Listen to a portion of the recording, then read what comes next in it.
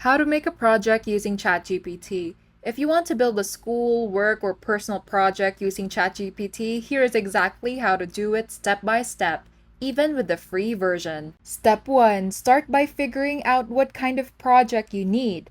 For example, a science research paper, a website or app, or a business pitch deck. Just be clear on what you want ChatGPT to help with. Step 2. In the chat, type something like, "Help me create an outline for a school project on climate change." ChatGPT will give you a full structure with sections, ideas, and key points. Step 3. Next, take each section of the outline and ask ChatGPT to expand it.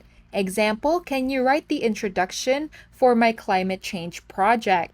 Repeat this until your project has all the content you need. Lastly, step 4. Always tweak the output to match your voice, requirements, or teacher's guidelines. ChatGPT gives a solid draft, but your edits make it yours.